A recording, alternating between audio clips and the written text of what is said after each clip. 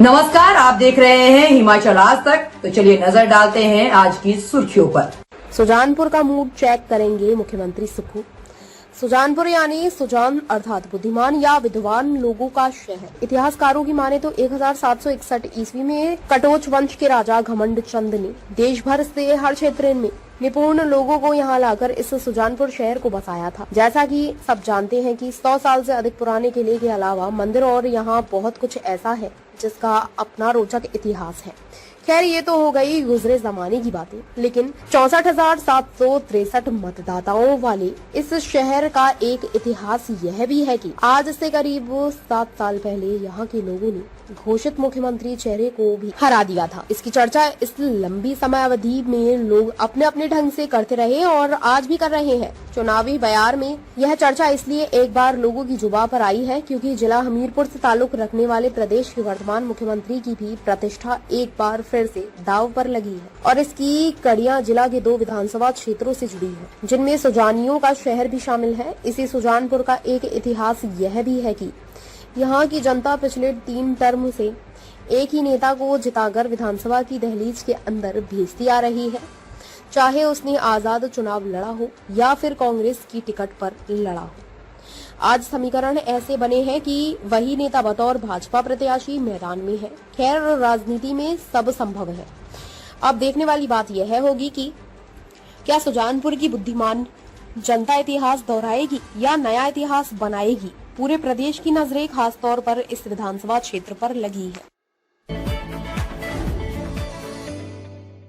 Janshatabdi 3 passenger rail सेवाएं रद्द। हरियाणा पंजाब के शंभू बॉर्डर पर किसानों द्वारा किए जा रहे प्रदर्शन ने ट्रेन के पहिए जाम कर दिए। किसानों के प्रदर्शन को देखते हुए रेलवे के ऊना से चलने वाली 4 रेल सेवाओं को 22 अप्रैल तक रद्द कर दिया है। इसमें जनशताब्दी सहित अब अंदौरा से अंबाला, दौलतपुर चौक से अंबाला व ऊना हरिद्वार पैसेंजर ट्रेन शामिल है। यह चारों रेल सेवाएं शनिवार को भी बंद रही। हालांकि रेलवे ने वंदे भारत, साबरमती एक्सप्रेस व हिमाचल एक्सप्रेस को सुचारू रखा है। उक्त तीनों रेल सेवाएं दिल्ली के लिए प्रस्थान कर रही हैं, जबकि हिमाचल एक्सप्रेस रेल सेवा को ऊना से वाया चंडीगढ़ होकर दिल्ली के लिए चलाया जा रहा है। रेलवे ने इस संबंध में अधिसूचना जारी कर दी है। रेल के जरिए सफर करने वाले कई यात्री शनिवार को ऊना रेलवे स्टेशन पर पहुंच गए थे, जहां आकर उन्हें पता चला कि रेल सेवा बंद है। ऐसे में यात्रियों को बस के जरिए सफर करना पड़ा। किसान आंदोलन को देखते हुए रेलवे ने 20 अप्रैल को 4 रेल सेवाओं को रद्द करने का निर्णय लिया था।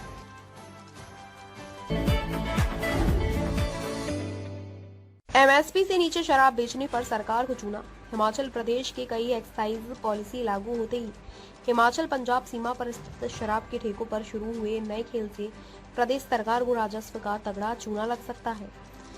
नई एक्साइज पॉलिसी के तहत अब शराब की बोतल पर एमआरपी अंकित न होने के चलते अब शराब का एमएसपी तय किया गया है, यानी मिनिमम सेल प्राइस से कम रेट पर शराब नहीं बेची जा सकती। लेकिन सीमावर्ती क्षेत्रों के ठेकों पर एक दूसरे की सेल को कम करने के चक्कर में हिमाचल की सीमा में खुले शराब के ठेकों पर अब एमएसपी से भी कम दाम पर शराब की बिक्री होने लगी है।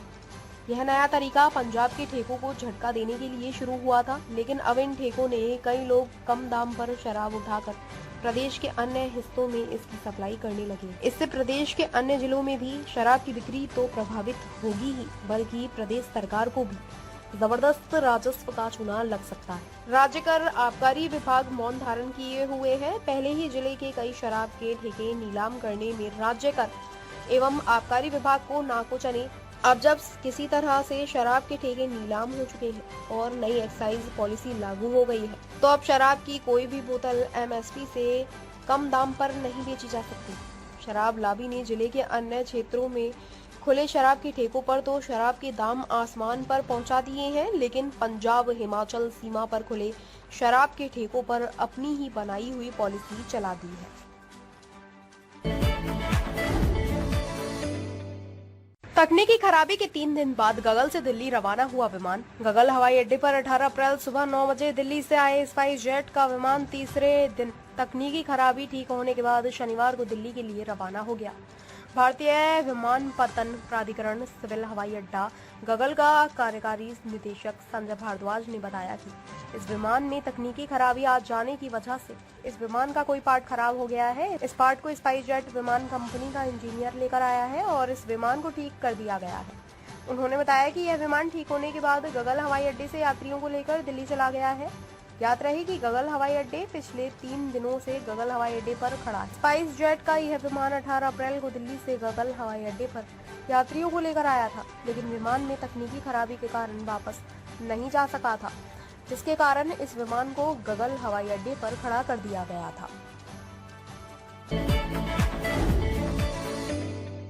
चीन में बढ़ने लगी बौद्ध धर्म के प्रति रुचि। तिब्बती धर्मगुरु दलाई लामा ने कहा कि चीन में आज के समय में बुद्ध को मानने वालों की संख्या निरंतर बढ़ रही है। एक समय में चीन में इनकी संख्या में कमी आई थी। इस मौके पर धर्मगुरु दलाई लामा ने कहा कि चीनियों में भी बौद्ध धर्म के प्रति रुचि बढ़ी है।